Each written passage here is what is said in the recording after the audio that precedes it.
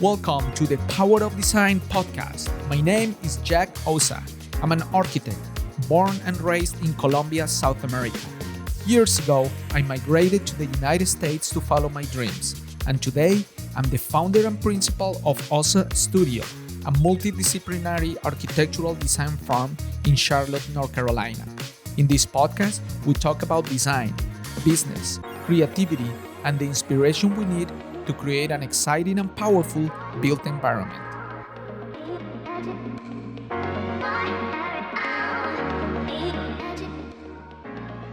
In this episode of the Power of Design podcast, MarkRLePage returns to the show to talk about the evolution of EntreArchitect, the lessons learned throughout his career, and the importance of understanding both design and business in architecture. He reflects on community, leadership, and the ideas that inspire architects to grow and make a greater impact.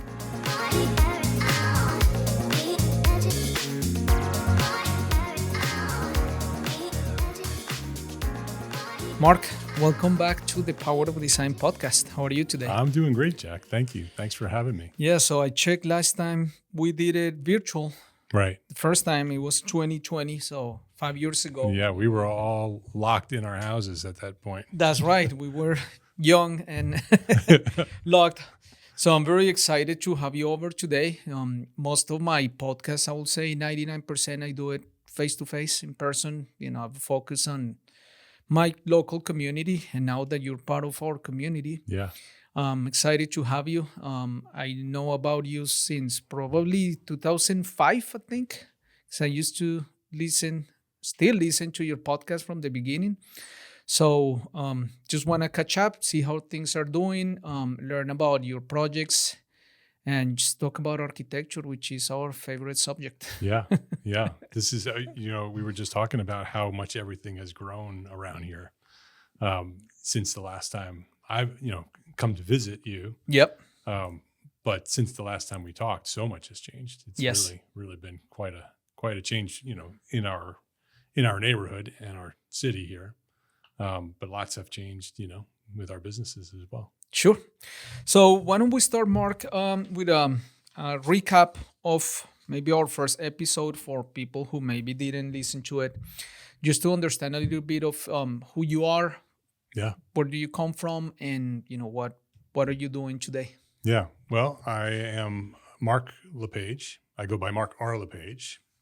And if anybody's interested in knowing why the R's there, search MarkRLePage and you'll find some criminals. So years ago, I started using R, which is great because when you sign legal documents, you sign the R, and then that way you always know it's you. That's right. I am a licensed architect. My wife and I started our own architecture firm in 1999 in New York City, just outside of New York City, in Westchester County. Our town was called Chappaqua. We did residential additions and alterations to big expensive houses. Had a lot of fun. Nice. We're partners. Worked there for 20 plus years.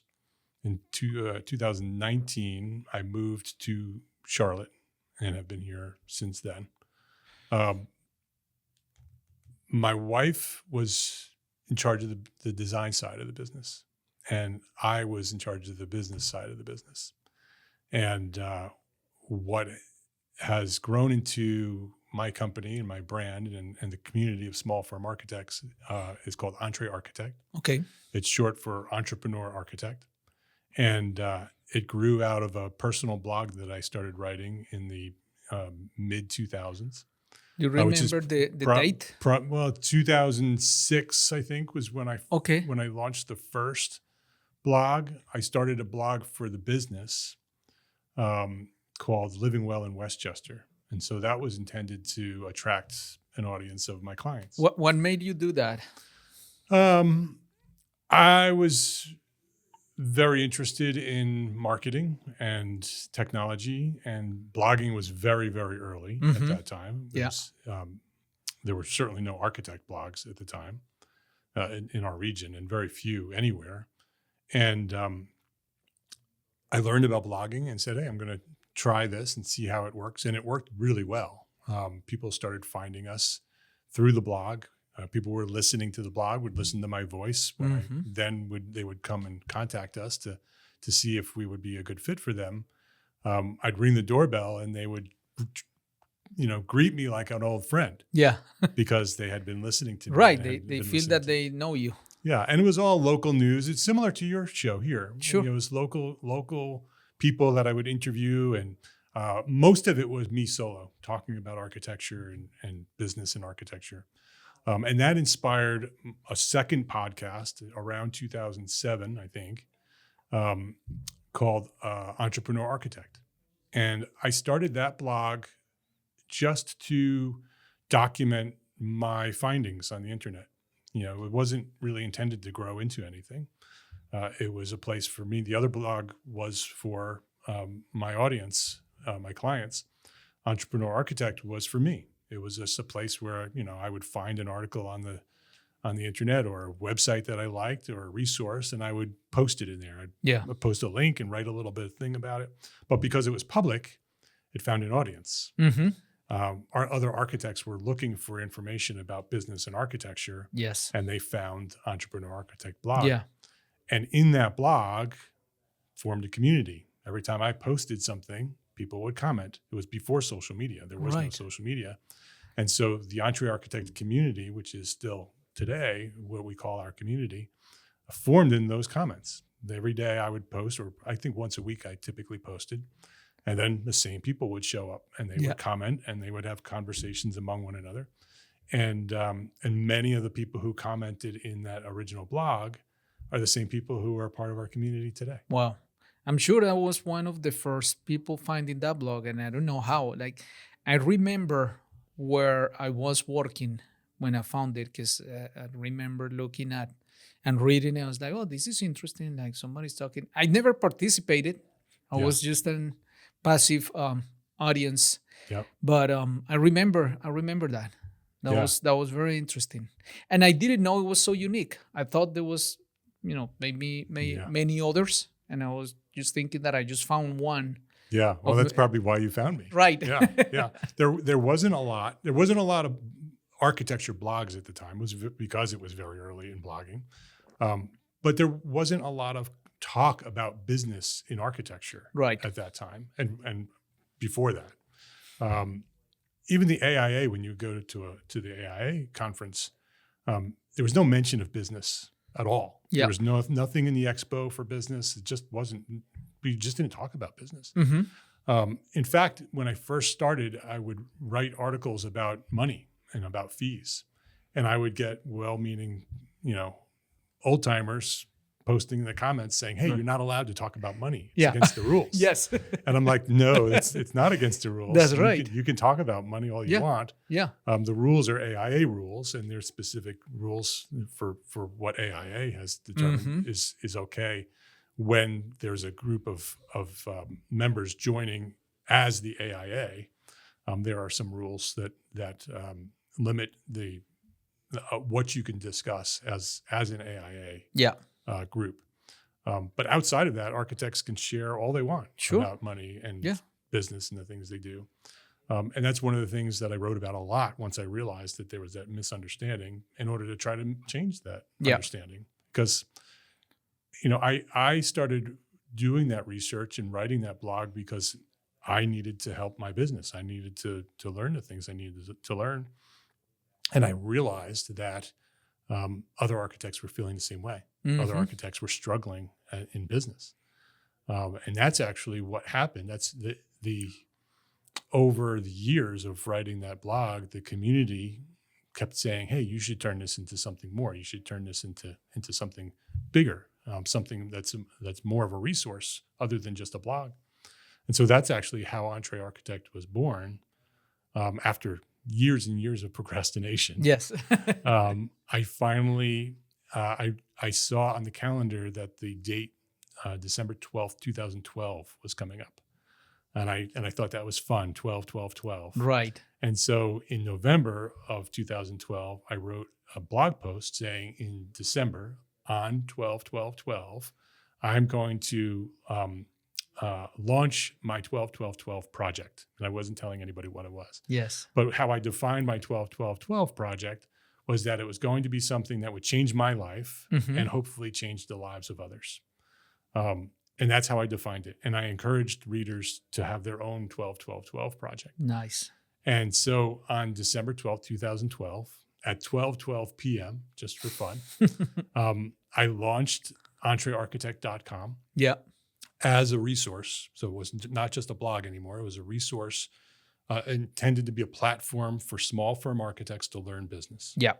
And at the same time, same day, I launched the first episode of the EntreArchitect podcast and have been podcasting ever since as well. Wow. How many episodes have you recorded so far? I just published, I think 634. Wow. I think is the current number. Yeah. That's awesome. So this is I think your episode on my show, it's 106. Yeah. Yeah. Yeah. And you've been on my show as well. Yeah. And I was just looking that up and it was 319. So Okay. 300 Wow. episodes away. Yeah. So 300 weeks ago, Yeah. we interviewed. That was when you won the Charette Venture Group Yeah. business plan competition. That's right. I interviewed you after you won Yes. and learned all about you. Yeah. Nice. Tell me about the time where you started, because you had your architecture firm, right? Yes. You're with your wife, you guys are doing projects, you start doing this, let's say, passion project on the side. Exactly right. Well, how did that start to kind of decoupling where you transition Yeah. to do this full time? It wasn't intentional. I did grow when I launched EntreArchitect. I committed to it being a platform that would grow, and with the very clear intention that it would grow beyond me. Mm-hmm. So the intent is to continue to grow it even today, Yeah. way beyond me. Mm-hmm. I look at EntreArchitect today as just the seeds of what it will someday become. Yes. And from 1999 through 2019, when I moved to Charlotte, I was still practicing. So we were practicing all through that time, and I was just running both businesses. And when I moved to Charlotte in 2019, I followed family. That's how we ended up coming down here. And we set up shop. We incorporated and set up a new entity for the business, shut down everything in New York. It took us about a year and a half to move because we finished all our projects in New York, shut that company down, and then moved to Charlotte and started a new company. With the intent of having the same market and do the same things here. Yeah. And so we set up the entity, MarkRLePage Architects, PLLC. And the next thing we knew, COVID hit. Yeah. It was right after we incorporated. And when COVID hit, everything locked down. Everybody went home. Which is right when we did our interviews with one another. Yeah. And what had happened is that EntreArchitect grew very, very rapidly during the pandemic. Architects all over the world were looking for not only information about business, but they were looking for a community. They were looking for other people to connect with because they were home. Yeah. And so EntreArchitect, the community grew significantly. Today, the EntreArchitect Facebook group, which is a private Facebook group that's only architects are allowed. So everybody in it is either an architect or an architecture student. Mm-hmm. Today is approaching 9,000 members. Wow. And a lot of that growth happened during the pandemic when people were looking for us. And we were very, very active during the pandemic inside the Facebook group, knowing that everybody was sort of, scared. If we all remember that week when we learned that the pandemic was something serious and that we were all going to basically be locked down for a while, there was a lot of uncertainty and a lot of fear. And so Jeff Eccles, who a lot of people who know the EntreArchitect community know Jeff, Jeff and I were collaborating at the time, and we decided to go live in the Facebook group every day at 4:30. And we did it just because everybody was afraid. Yeah. And everybody needed some sort of continuity, some Right. anchor to know that this is going to happen every day. And that was the idea. And so Jeff and I, for the first couple of weeks, we just showed up and we would have a conversation and we would listen, and we go live basically in the Facebook group Mm-hmm. On video, and people would comment in the comments, and it grew. That community started to grow again there, and we decided to continue that. And Jeff took it over and hosted. We called it Context and Clarity. Yep. And Jeff did that for over 3 years. Every single weekday Wow. at 4:30, he would show up and he would bring a topic. And Yeah. He would talk about a topic, and people would comment in the comments of the post. And that community, the Context and Clarity community, grew quite a bit at that time. And so, to answer your question, when we moved to North Carolina and set up the company to practice, and the EntreArchitect community grew and the business grew, I decided that I needed to focus Right. all in on EntreArchitect and continue to grow it. And in 2020, launched a third company called Gable Media, which is a podcasting and video production company for architects and engineers, and launched that as well. And so stopped practicing Yep. and continued growing EntreArchitect and launched Gable Media. And how about your wife? What is she doing? That's a different story. Yeah. Because we were partners. When I stopped practicing, Right. she stopped practicing. Yeah. Because she did the design and I did the business. Right. And so she still does some small projects here and there, and stays busy. But we don't have the firm still exists. Yeah. The work that she does is still officially done under the firm's name. Mm-hmm. And insurance and all that goes with it. And but I'm no longer running the business side of that. Okay. I'm interested to understand how did, in your own mindset, you felt the time that it became, it went from this passion project that it's exciting and is getting, it's getting some attention, to, oh my gosh, this thing is real. Yes. Like, how did that switch flip? Was Yeah. it like slow, fast? How did that happen? Like I said earlier, when I launched it to be something permanent. Yeah. And somewhere along the line, and I'm not sure exactly where, I realized that it was my purpose, Mhm. which is a very different thing. Yeah, Right. that's huge. I felt that it was why I was here. And so that was a big piece of going all in on it. That it wasn't just Yeah. for me, and it wasn't just me pushing it, but I felt that it was really my ministry to be able to serve other people. Sure. And that became the driving force behind its growth and what I have planned for it. Yeah, and I think once you understand that and have that clarity, you just focus all your Yeah. actions, behaviors, and decisions with, that guideline. Yeah. And things just feel natural, I guess, for you when you're Yeah. in that place. Very much so. It absolutely shifts your mindset. It allows you to push through the tough times because Mhm. even today it doesn't make a lot of money. It makes enough money for us to live, Mm-hmm. but it makes enough to continue to grow. Right. And the plans that we have for it, will allow it to grow beyond me. Yeah, absolutely. And, I think, as you said, you having that confidence that even probably your lifetime is still the beginning. Yes. Right. It could be something massive, who knows where, and, change Yeah. people's life, people's businesses. It's a huge thing that if you're confident when you're doing that, you just feel, that you're not working. Exactly. Right. Right. Yeah. Right. You're doing what you're made to do. Yeah. And I think everybody, whether they acknowledge it or not, everybody wants to change the world. right? Especially architects. Yeah, Architects become architects to that's change right. the world, right? Yeah. That's a piece of what they want to do. Yeah. Um, and I very much see EntreArchitect as my way of changing the world, because Yep. the way I look at it is, and this is the mission, is to help architects learn to build better businesses so they could be more financially successful, because financially successful architects are better architects.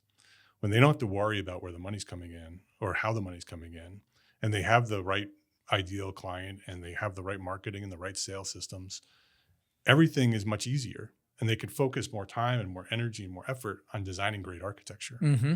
And architects change the world Yeah. with the work that we do. And so if I can help thousands of architects build better businesses and be better architects, I'm literally changing the world with the work that I do. Even more than that is you're helping the people in society that are in charge of creating the scenario for life to happen. Right. Exactly. So it is the people who are using their buildings. Yeah. Is the people who are enjoying their designs. Like, so the effect is even more multiplied, Right. because when people experience great architecture that is functional, that is beautiful, Yeah. that it works, that is efficient, it just makes life better. Yeah. I sometimes said that, my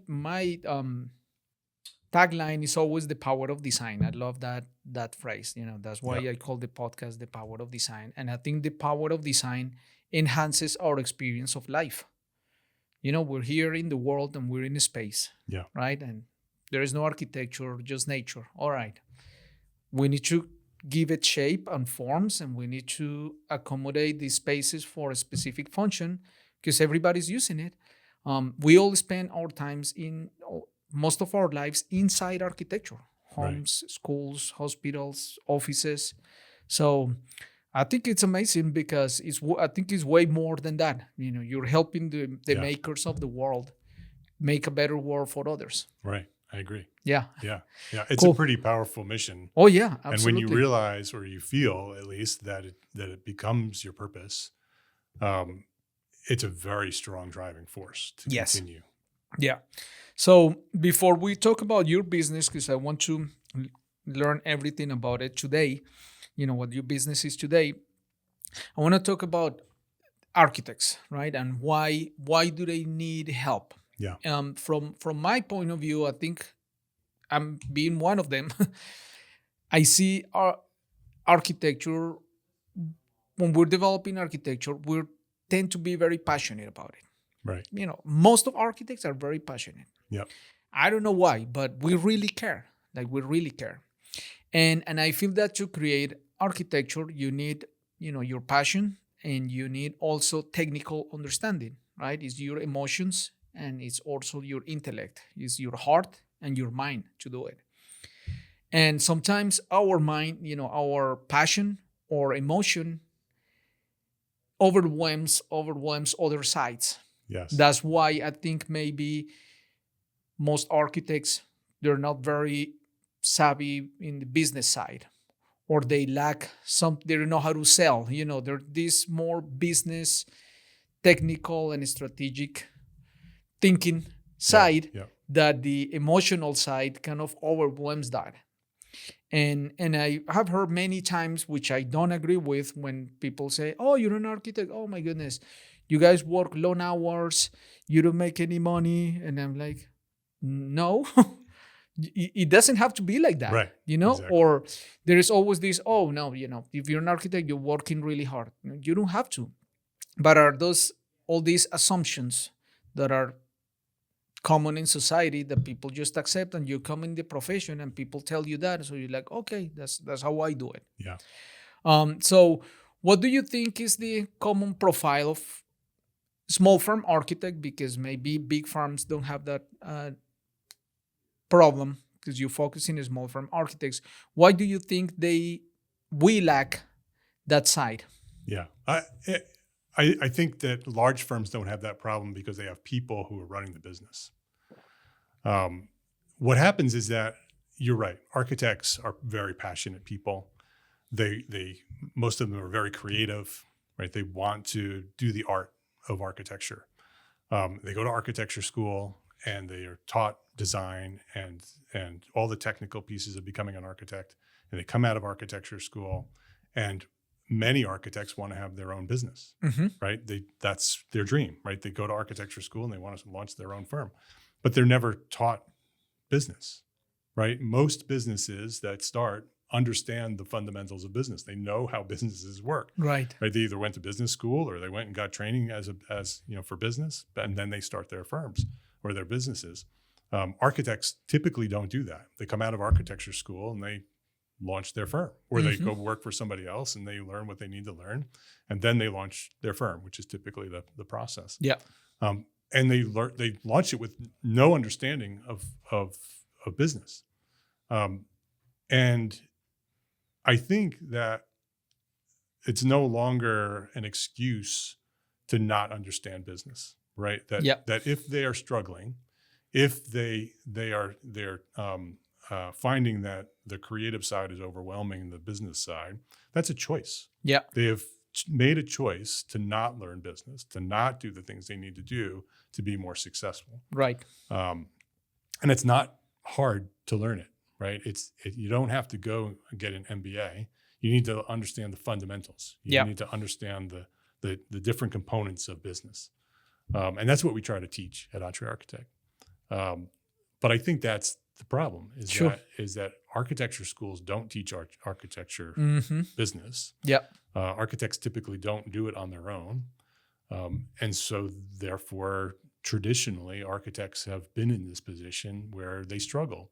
And it becomes this badge of honor, right? That Right. They do work hard and they do work long hours and we do make no money. And right, they almost feel like this, they're proud of it. And they shouldn't be proud of it. I know. They should work to become financially successful so they can be better architects. Even famous architects, people talk about, Frank Lloyd Wright and all these very star architects that are very famous that, they work nonstop and they got divorced and because they spend all their time at work and their personal they lives didn't are make disaster. and they have all these beautiful buildings, but their life is a disaster. Yeah.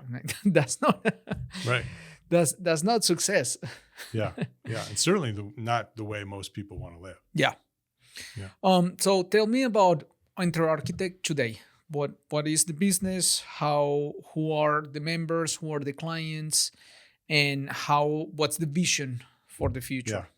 EntreArchitect is a community of small firms.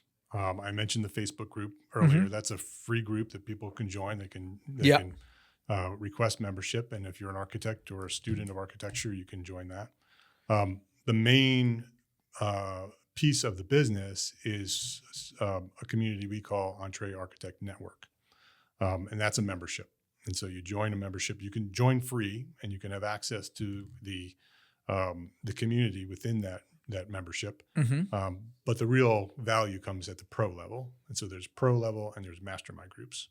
The pro level gives members access to monthly business training. And so every month we do a live webinar where we bring in an expert. The expert teaches a very specific topic on business. We're AIA approved, so they get AIA credit for that webinar. And all of those recordings are put in our archive. So now we have hundreds of these videos of all different topics. So you can search the network, find all of whatever topic you're looking for, find a webinar on it. Nice. And learn that piece of business. Yeah. And then a couple of years ago, the membership asked if we could also do HSW credits, seeing that we were providers. And so that's helpful. We did that. So now we offer at a minimum 24 AIA credits, 12 business, and 12 HSW every year. And that's a minimum. So on top of all these other things, if we're doing workshops or other webinars, those all have credits as well. So the members get all their credits for the year. In addition to in addition to the webinars, we have courses that we've put together. We have recordings from workshops that we have. So there's lots of other resources, business resources, forms, AIA contracts that we've created for small firm architects, which is a course. We call it the hybrid proposal. And it's a course to teach small firm architects how to create their own owner-architect agreement. And hundreds of architects all over the world are using that agreement. That's all part of the membership. So that's a pro level. There's other things that come along with the pro level. The next level up is the mastermind level. Mastermind, we have 30 masterminds. Wow. A mastermind group is a group of architects who meet weekly. Most groups are between 5 and 10 members. And they meet weekly. They are facilitated by a volunteer member. And those meetings are private. They're not recorded. They're done on Zoom every week. And those groups talk about a specific topic of business each week. Each member in the group chooses, they go around every week, another member gets the opportunity to decide what they're going to talk about. Yeah. And the rest of the group focuses in on that topic or that struggle or that piece of what somebody wants to learn. And they have a conversation for 60 minutes about that topic. So the person who chose that can learn about a topic or help solve a problem that they might be having for their business. The mastermind groups are by far the most powerful things we've done for this. Why do you say that?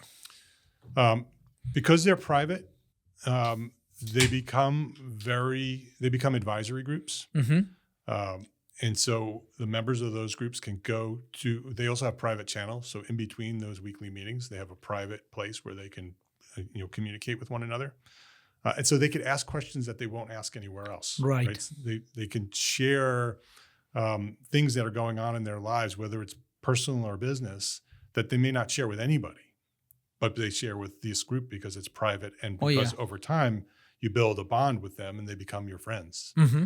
And so now you have 5 to 10 friends that you can, confide in and say, hey, I don't know this. This is something I should know, Right. but I don't know. Can you teach me what I need to know? And you get, 9 other people teaching you. And with that, and that's the intent of the mastermind group, is that when you join a mastermind group, your obligation is to help everybody else in the group. Absolutely. And then by reciprocation, everybody else in the group is helping you. Yeah. So if it's a group of 10, you have 9 people who are dedicated to your success. And so they become very, very successful. I mentioned that we have 30 of them. And so most of them are general business mastermind groups. So they talk about all kinds of topics. But we have probably about a dozen groups that are specific topic groups. So we have a passive income group that only talks about passive income. Yeah. We have marketing. We have sales. So we have a multilingual architects group for architects who work in multiple languages. Mm-hmm. We have a women-only group. And so lots of very specific groups. And when somebody joins, they sign up for the mastermind group, and then they communicate with me, whether it's a video or by email. They explain to me what they're looking for, what they're hoping to achieve by joining the mastermind, and then I assign them to a group. Yeah. And then they join a group and they become part of that group.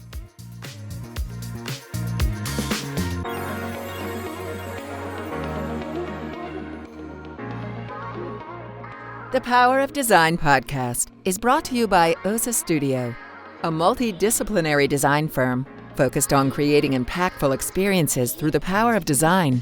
We partner with our clients to create buildings, interior spaces, brands, and strategies that help you deliver a successful project.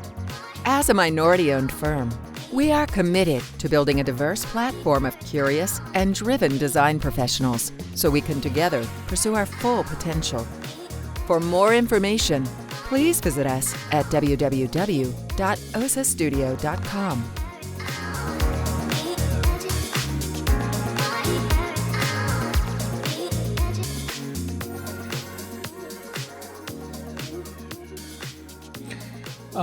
What about your other side of the business, the Gable Media? Yeah. Talk to So me about Gable that one. Media is a separate company. Uh-huh. I am partners with Demetrius Lynch. That launched in 2020. Demetrius and I are both podcasters. Mm-hmm. Demetrius' podcast is called Spaces, and he's been podcasting for for, I don't know exactly how long, 8 to 10 years, somewhere around there. He's very creative, really good with production. And we had breakfast at the AIA convention in Las Vegas. Mm-hmm.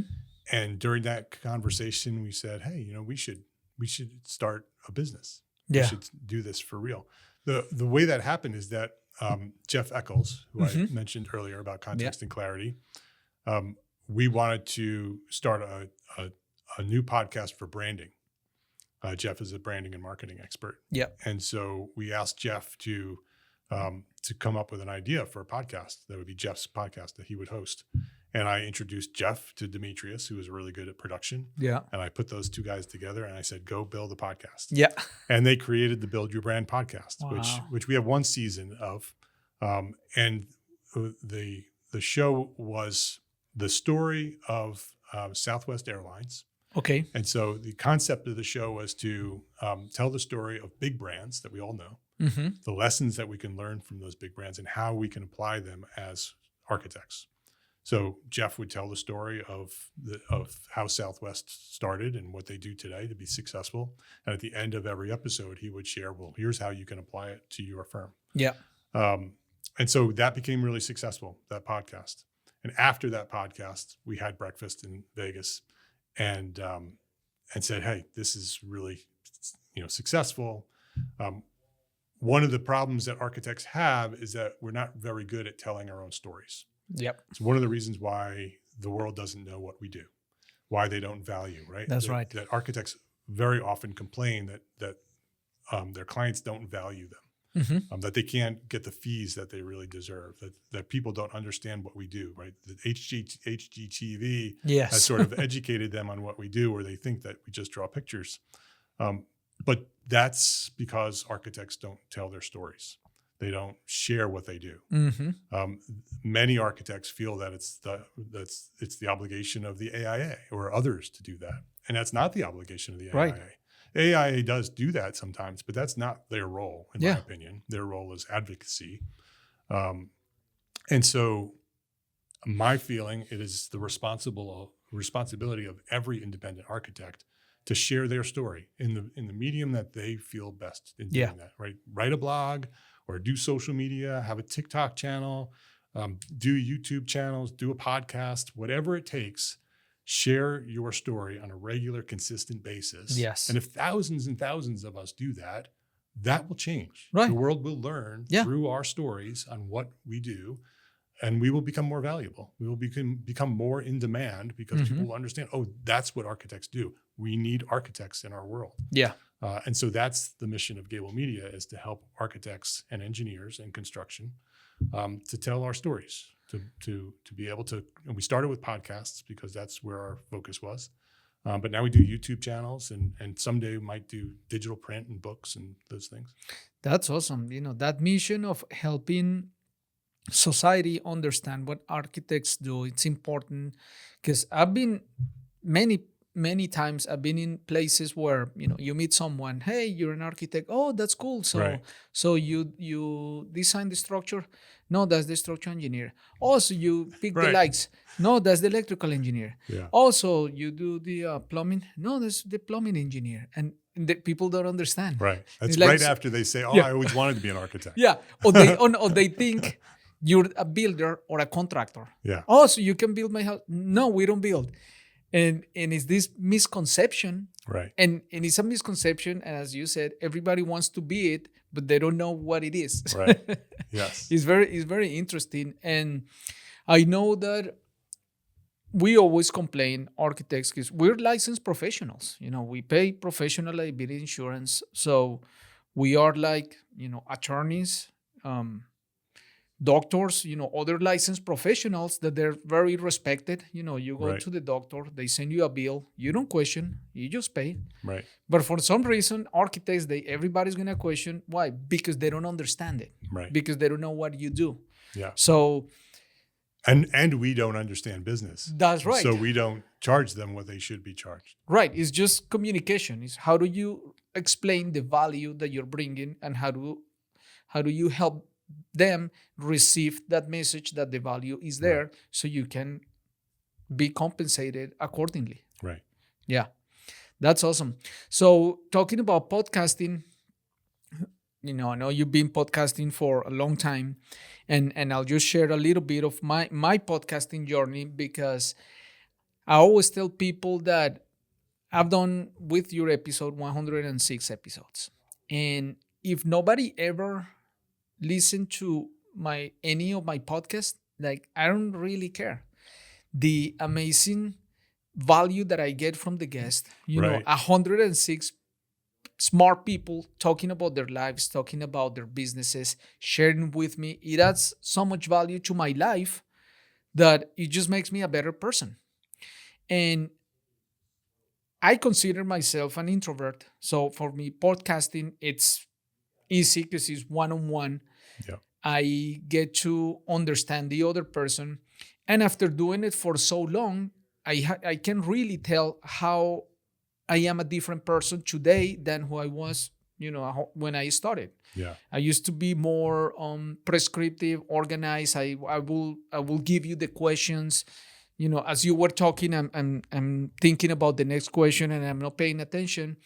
And up to today, you notice I didn't give you any questions. I just listen to the person, like Right. connect, listen to what they're saying, reply, and it's like a game. It's like tennis. I don't know. It's just something like you're giving back and forth. You're giving back and forth. So it makes me a better person. My communication style have evolved exponentially. Yes. Therefore, my self-confidence have evolved. Like, I feel very confident. I can do public speaking easy. I was not like that. Yeah. I can talk to anybody about any topic easy. And that had helped me in a way that I don't judge myself that much. Or if I make a mistake, I'm like, sure. Because when I started, part of my hesitance to start a podcast was English is my second language. I don't speak very well. Maybe I'm mispronouncing words. Maybe I don't get the point across. And I did it like that. And now I'm at the point where, I'm doing my best to communicate. Yeah. If it doesn't work, sure. But I don't care about that. I'm just care about the byproduct and about my effort in doing it.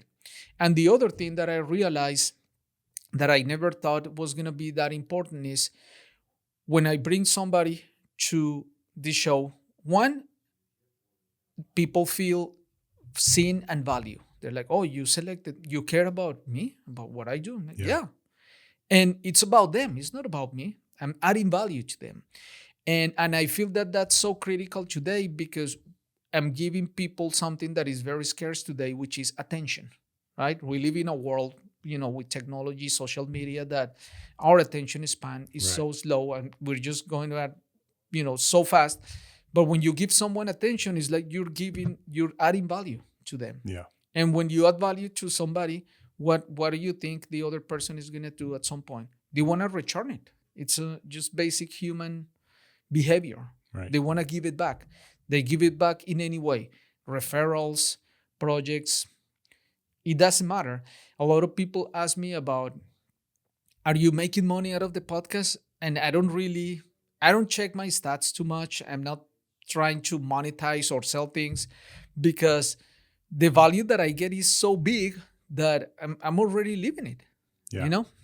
Is there something like that you have experienced? Well, now with 600 episodes. For sure. 100%. Yeah. Yeah. I do the podcast, one, to help educate architects. That's the primary reason. Right? Yes. Is to bring experts in who can explain certain topics of business. But I am fascinated about people's stories. Every episode I ask the origin story. Yeah. And I do that because I am very interested in where people came from, how they were raised, why they became architects, what were the influences that made them, want to become an architect. I'm fascinated by that, and I love interesting people. I personally learned, like you, when I'm interviewing somebody, I'm learning about them and about the things that they're teaching me. And so I'm gaining all that value by hosting the conversation. And the network becomes incredible, right? When Yeah. you've done 600 episodes, Yes. you know 600 people, That's right. and they know you, right? You've given them value, so they would give value back to you, like you said. And so podcasting is very powerful in that way, for sure. Yeah. The other thing that I see in a basic business strategy when I started my podcast was about branding, like getting my name out there, right? I was doing projects on my own and I get the work. So I have to do the work. So I disappear from the marketplace for 2-3 months. And when I finish the project, I'm like, I have no projects. So I thought about the podcast was how do I keep my name out there in the marketplace digitally, Yeah. LinkedIn, Instagram, showing people so they know, oh yeah, this is Jack and he's out there. And that had been huge because since I do it locally, most of my guests are local. And now after 5 years, I go to networking events or I go somewhere else and Right. people feel that they already know me. They're like, Exactly. hey, Jack, hey, I want to meet you. I know what you're talking about. And if it's crazy because, when people do business, they do business when people they know, like, and trust. Right. So I feel that the know and like, it's already happening without me being present. Yeah. Right. And many other times people are ready to buy because they trust. Exactly. Even I will say even if they don't like the content, they cannot say that we're not consistent. And consistency is a huge quality, right? You made a commitment. Yeah. And you do it over and over and over again. Yeah. So that's one of the things that I have seen of great value that I never really saw in my, when I was trying to do it. I had started with this purpose, but then I keep kind of finding more benefits that I like. And now after, 106 episodes, I feel very excited because I feel that I built a platform and I can do many things with this. I can go many different directions because it's just what I get out of it and it's impacting others for sure. Right. You also become perceived as an expert, whether you are or not. And Yes. you are, right? You are an expert. That's right. But by hosting the show, you position yourself as the leader, right? As the expert. Yeah. Even if you're not, even if your goal is to interview other people who are experts. And so that's another valuable piece of podcasting. I think podcasting is the most valuable medium. And the reason is that the sound goes directly into their ears. Most people listen to podcasts with earbuds or headphones. Right. They don't listen to it out loud. Yep. Many do, but not all of them. Or they're in their car by themselves, right? And they hear your voice. And so my voice is going directly into somebody's head, right? And that's a very intimate thing for your voice to go into somebody's, and when you do it every week over and over and over again, you become very familiar with the person that you're listening to, That's right? As a listener. Yeah. And that's a very powerful thing. It doesn't happen with YouTube or television, right? Because with a YouTube video, which is also very powerful, does its own thing. But you have to stop with everything that you're doing and pay attention to that YouTube video. Yeah. Right. With podcasting, you can stick the earbuds in and you can go walk the dog. You can do the dishes. You can do the laundry. You can, do drafting. You can, whatever it takes, right? On your car rides, and it's always there. And so it's a portable medium that's unlike any other medium. And if you are consistent, and I typically say that you should do it weekly because people have weekly routines, you will have a very strong following. It may not be huge, it depends on the audience and the topic that you're talking about. Yeah. But you will have a very dedicated audience if you do it consistently. Yeah. I'd love to know about you and how do you approach, all these things that you're doing, routines, how do you take care of yourself, your mindset? Because I know that to do these things, you have to be learning all the time. We're talking about technology. We're talking about new tools. You need to take risks. You need to try new things. You need to be like I don't know, scientists doing experiments. I know sometimes things don't work. So how do you keep yourself sharp and excited and engaged with this work, which I know is not easy? Yeah. Yeah. The number one thing is the fact that I feel it's my purpose. That's a tremendous motivator. Yeah. But I also have a great team, right? For the podcast, I have a producer that helps me. Once I record it, it goes to my team and they take care of it. Yeah. And so I don't even have to worry about that. You know, I have a director of operations who started as my personal assistant, and she runs the business side of EntreArchitect and Gable Media. And so I still make all the big decisions, but she's basically running the day-to-day for those things. That allows me to focus on growth. That allows me to focus on my vision. The thing that I love most and the thing that I'm best at by far is vision. Is what can this thing be? Yeah. Right. And how do we get there? And that's where I love to be. That's where I want to be solely. Yes. And so my mission or my hope is to build these companies to the point where other people are running the companies and I can guide them to where I want them to be. Mm-hmm. And so that's a big piece of how I do it. In terms of physical, that's a very interesting question because I work alone in my studio in my house. Mm-hmm. I work in a second floor. It's the only room on the second floor in my house. All the main rooms are on one level, and you go up, and there's a finished office in the second level. So every day I commute up those stairs, and I go to work. Yeah. And I'm there all day long, and I do my thing. But I'm by myself. Yeah. And so having connections like this is really important.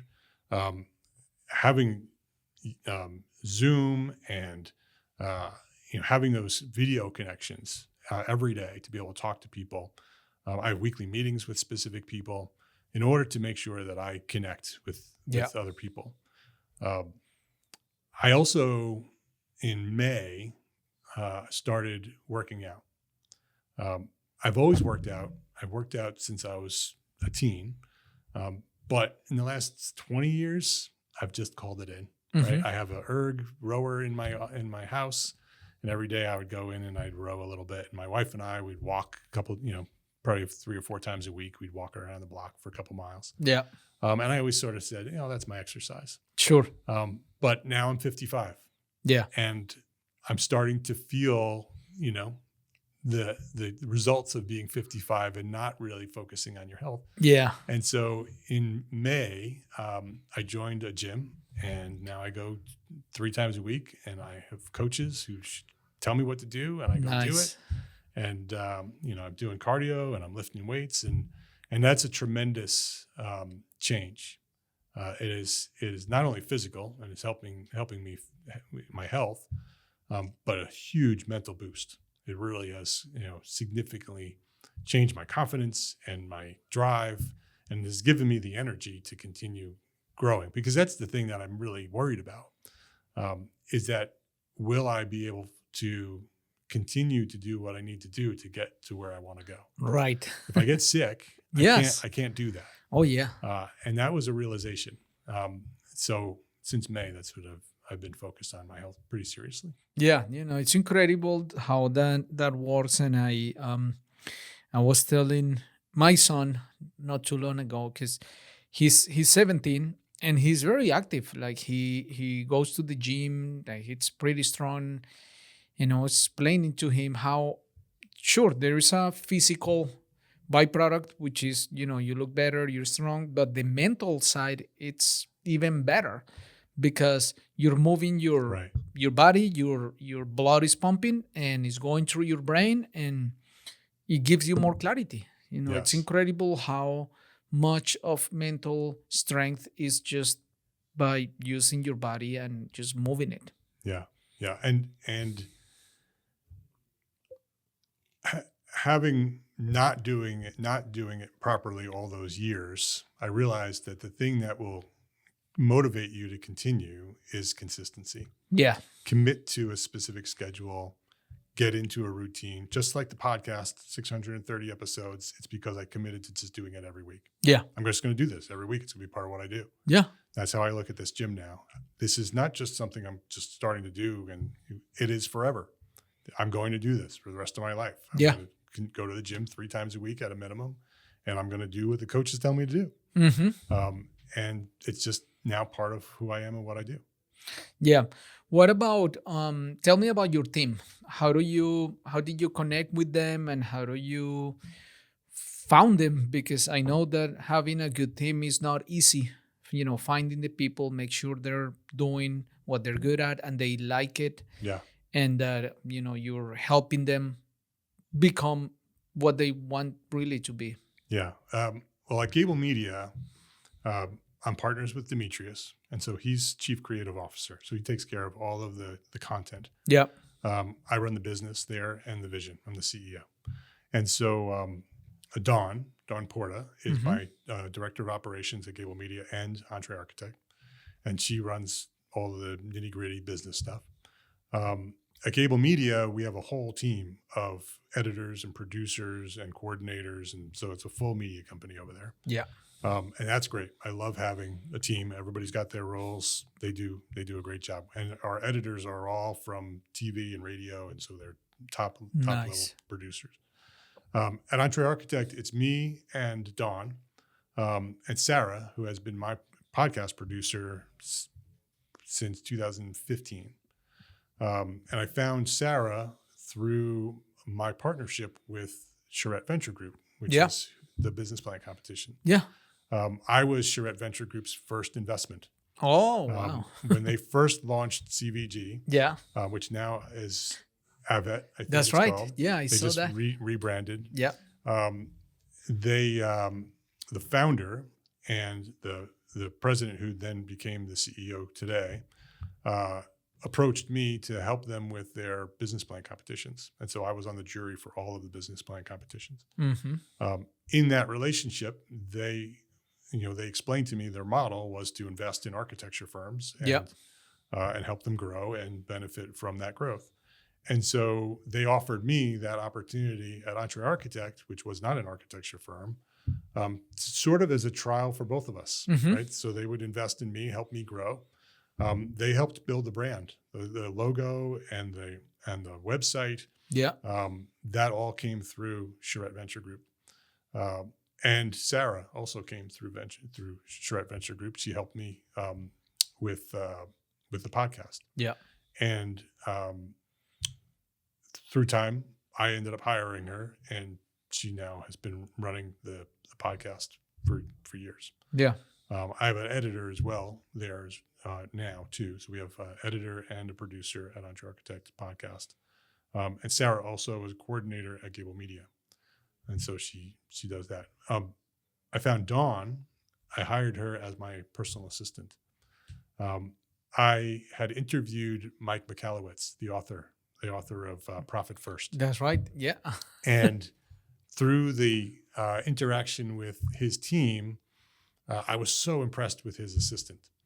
And so it was just as I was starting to look for my own personal assistant. So I asked the assistant and Mike how they found one another. Right. And Mike told me what he did. And he said that he put together this letter and that he'd send me this letter.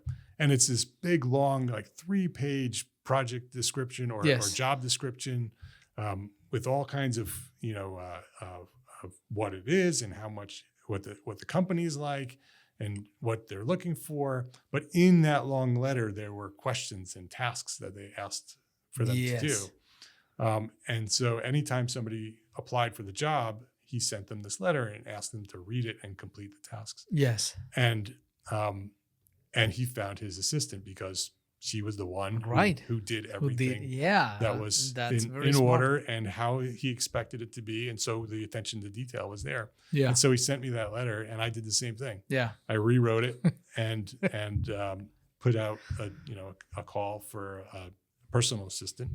And Dawn was the only one who actually answered all the questions, did all the tasks, and did it exactly the way I wanted it to be done. And so I hired her immediately. Can you send me that letter? Yeah, for sure. Yeah. I need it. Yeah, I'd be happy to. Yeah. Yeah, because I need someone like that in my business, in my life. I'm need someone to help me organize and be proactive. And I always wonder, like, how do you find that person? Because Yeah. with an interview, of course, everybody's gonna tell you what you want to hear, Right. and on paper there is a resume, and sure, but how do you really get to know someone? And that's a really good idea, Yeah. because it's action. For someone who's running a company, a personal assistant, it sounds frivolous, Yes. but it is actually probably the most important position that you will hire, because they will be able to supercharge you. They Yes. will be able to do all the things that you want to do. They'll be able to take 80% of it off your plate and do it for you at the level that you expect it to be. Yes. That's awesome. And help you need build that. the systems Yeah. that will help other people continue to grow. Yeah, absolutely. All right. Tell me about your vision for EntreArchitect in the next 10 years. Okay.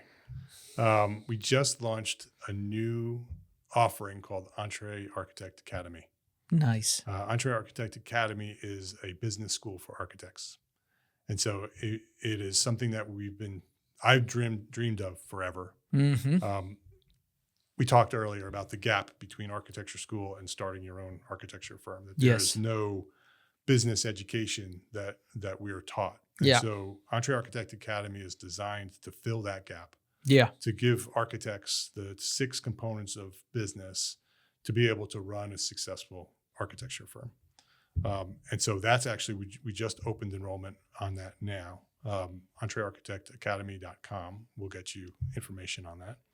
And so we expect that to grow to become multiple cohort forever business school. Yes. And we expect it to continue to grow and evolve and become, equal to any business school in the country. Oh, Right yeah. now, we're starting it with a framework that we've developed, and with courses and the way and the people that we're going to do it with. But the intent is to continue to grow it and to continue to make it the place where architects come out of architecture school, they go into the EntreArchitect Academy, and then they start their architecture firm. And that we hope that every architect in the world who wants to start their own firm will join the EntreArchitect Academy. That's awesome. Yeah. Yeah, that's huge because it's global. Yes. One of the things I'm seeing being an immigrant here is that most architecture schools are the same worldwide. Yes. Like that problem happens everywhere. It's not unique to Yeah. a country. Is everybody faces the same challenge? Yeah. Most architecture schools, when you ask them that question, they say that it's not their responsibility. Mm-hmm.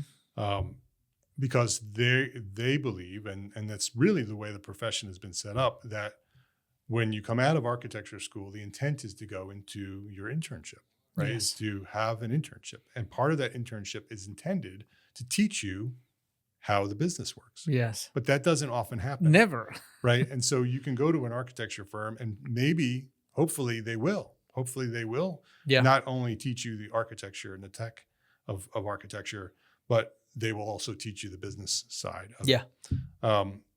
But that doesn't happen very often.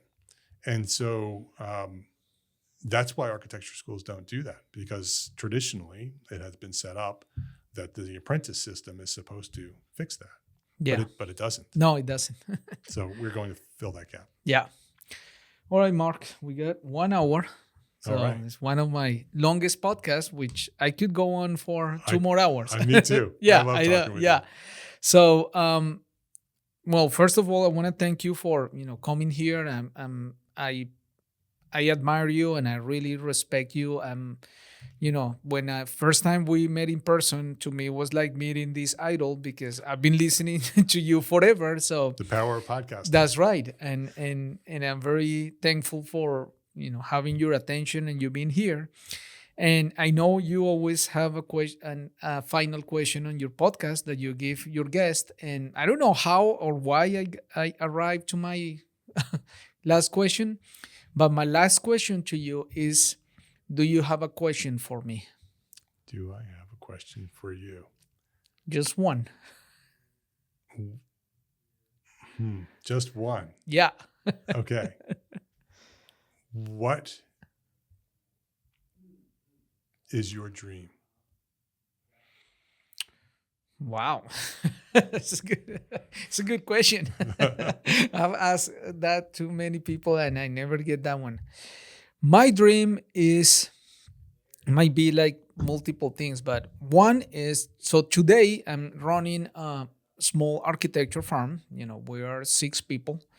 We're doing exciting projects and I'm right in the middle of doing everything. So Yes. I'm really busy. I'm designing. I'm trying to solve marketing. I'm in the business. I don't have all the free time that I want to have. So my dream is to grow my business to a point where my time involvement in the business is limited. So let's say 1 day a week. So I have a leadership team that runs the business. Yeah. So I can turn and work on other ideas that I have. Leveraging my podcast. I love to do things similar to you. I love to get into technology. I have ideas about creating. One of the ideas that I have is creating a platform like yours called the Immigrant Architect Academy, for example. I love it. Because I am an immigrant. I have done some things that a lot of people pay attention to. I notice people talking to me and reaching out and asking for things. I'm like, well, there's a lot of value that I see here that I'm not kind of monetizing in a structured way. So my dream is to grow my business to a point where I can focus on other ideas that I have. And of course, at the same time, have more free time and more money to enjoy with my family. Yeah. Yeah. I love it. It's a great dream. Yes. All right, Mark, thank you so much. Yeah. Thank you. I appreciate the time. Sure. Thank you so much. And we need to do this again. Hopefully, All right. it's not in 5 years. Sounds good to me. Less than that. Yeah. Thank you, Mark. Thank you.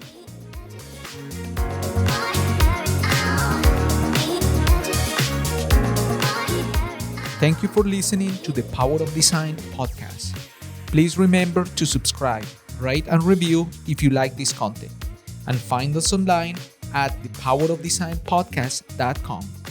I invite you to join my mission to become a better version of yourself through the power of design.